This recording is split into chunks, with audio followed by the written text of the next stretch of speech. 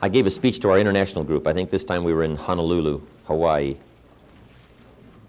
And I just have the notes here from the speech I gave, and I just want to pass them along to you. The title of my talk was, "Today I Am a Wealthy Man." And I just made a list of some of the things I thought that had made me wealthy. And interestingly enough, it didn't have that much to do with money. Here were the notes I put together. I said, "Today I'm a wealthy man because of my heritage." And if you study it closely, heritage is wealth. We all have come into possession of unique things that we didn't create, and things we didn't even pay for. Somebody else paid the price, somebody else invented it, somebody else started it, and now we're the benefactors. Heritage. The books we read, a lot of that's just heritage. Somebody else paid the price to get the experience, to put it on paper. The least we can do is gather it up and utilize it, take advantage of that heritage, the libraries. We are now able to walk in and check books out of a library we didn't leave the legacy for. Somebody else did that. Heritage. Free enterprise, liberty, freedom, democracy. That's heritage. Some people paid the supreme price to leave this legacy for us to enjoy. That's heritage. We get to fly on an airplane we didn't build, talk on a telephone we didn't invent. Just things that came our way, that are legacy, heritage, given to us to see what we can do with them.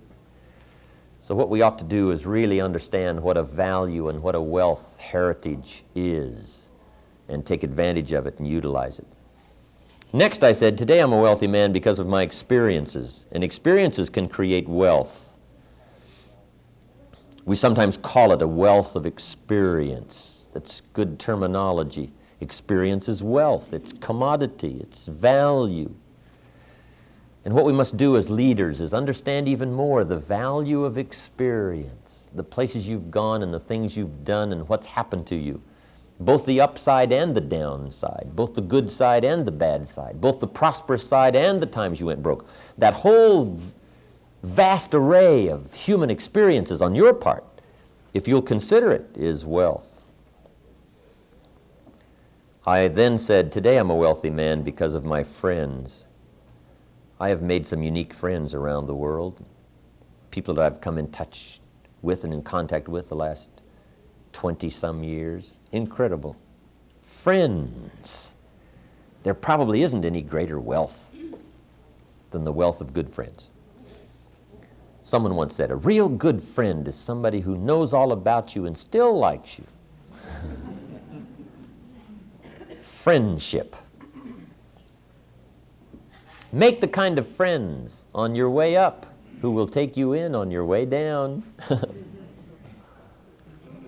Friends, right, that hold your head when you think it's all over, who tell you there's another chance when you think it's gone. Friends, somebody who stays with you till the cobwebs clear. Because some things are like being in a wreck, right? I've been in a couple of those financial wrecks, and you're wandering around on the highway. You need somebody to come and help you and hold you steady, till everything clears. Friends. Friends who care. I have someone I could call if I was falsely accused and thrown into a Mexican jail. I have somebody I'd call. Guess why I'd call him?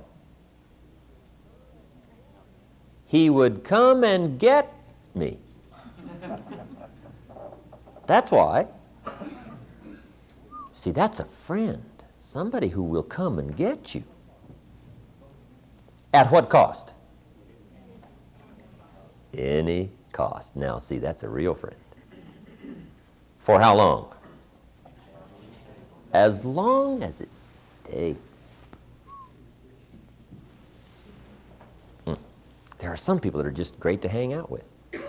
The founding fathers said, to each other and to all of this we have created, we pledge our lives and our fortunes and our sacred honor. That's a good group to belong to. A group that pledges fortunes and lives and sacred honor.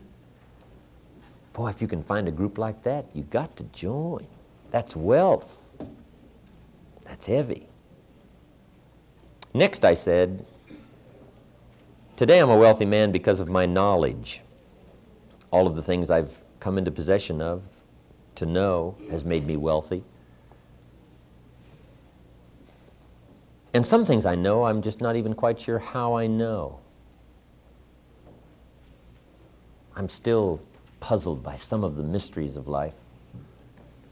Yesterday I told you what my greatest fault was, procrastination. Someone asked me, what is your greatest virtue? I said, I think it is my unusual awareness. There's just some things I know. I've read a lot of books and I've met a lot of people and I've had a lot of experiences, but there's just some things I know. I have an uncanny sense of history and human behavior, people. That's why I love to travel around the world, is because I have this uncanny sense that whatever I see, I know, I understand, in some uncanny way.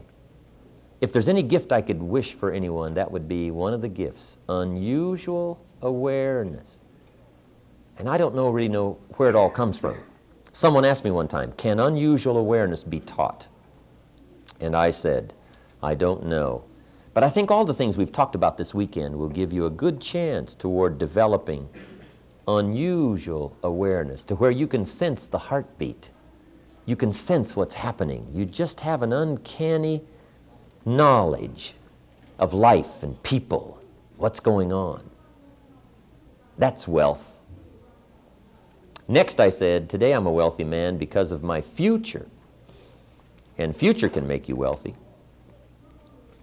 I have the pledge of some unique people for service and capital and talent. My staff around me, and some of the people in doing business around the world. People who say, what do you want to do? We'll go do it. See, that's incredible. The pledge of the future. What do you want to accomplish? We'll just go accomplish it. What does it need? What capital does it need? What do we need to learn? Who do we need? We'll go find them. See, that's rich. I'm wealthy because of the future. And last I said, today I'm a wealthy man because of my great love experience. I had one of those remarkable, incredible experiences. About 12, 13 years ago, I found myself single. And I'm proceeding as best I can with my life. And then I met Judy. It was as if this unique lady had fallen out of the sky. There she was. Superstar, sophisticated, continental, classy lady. I thought, wow, that is some kind of lady. Then I found out she was single. And I became incredibly intrigued. And to make a long story short, Judy also took a liking to me. We went together for about a year, and it was one of those unusual experiences. It's just, you know, I'm a farm boy from Idaho, right? I mean, and I've read all the novels, and I've seen the movies, but this was too much for my mind. This incredible lady. And I thought, wow, could I possibly have some kind of chance? And sure enough, by some stroke of whatever, I did.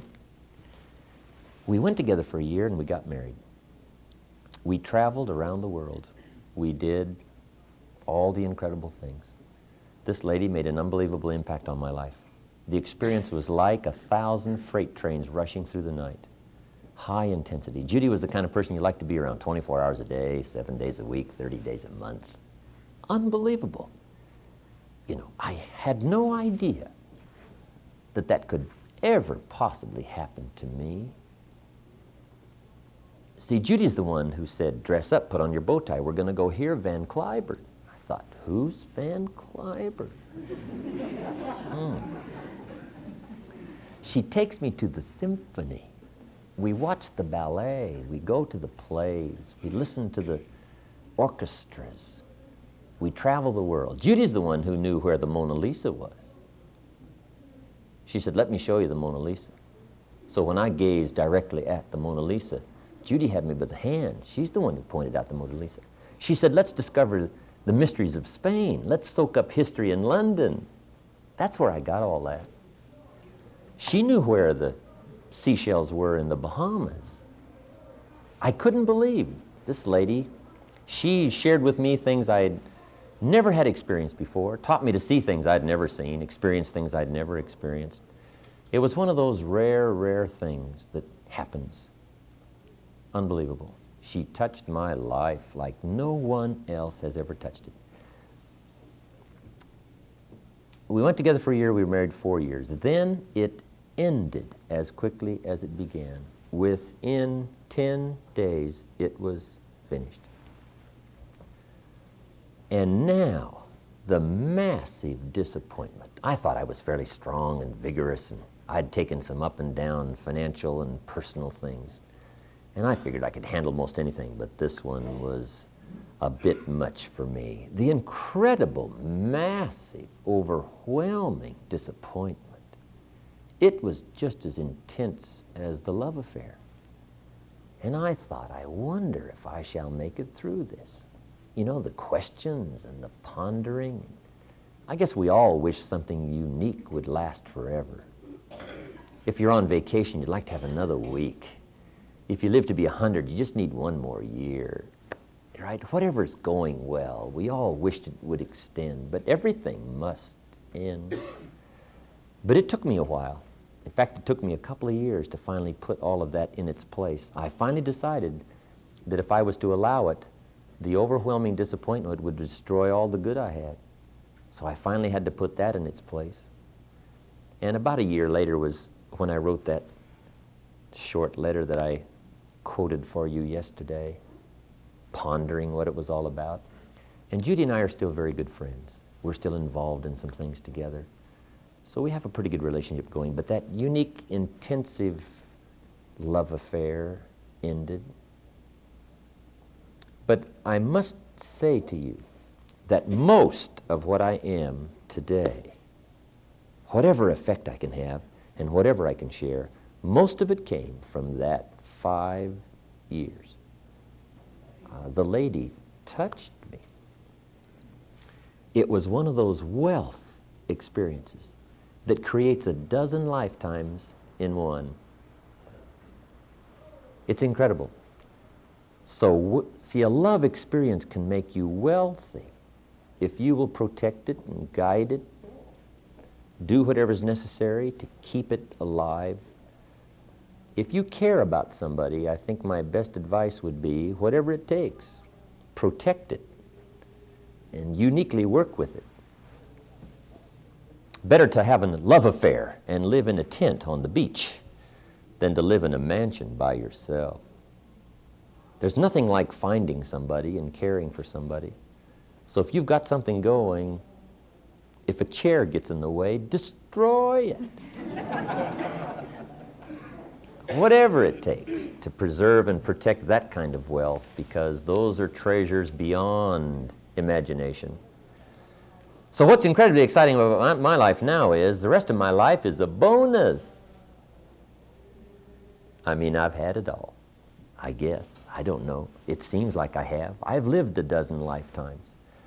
So the rest of my life is just an extended bonus. But that was some kind of experience. But that's where the wealth is: future, friends, knowledge, experiences, heritage, a great love.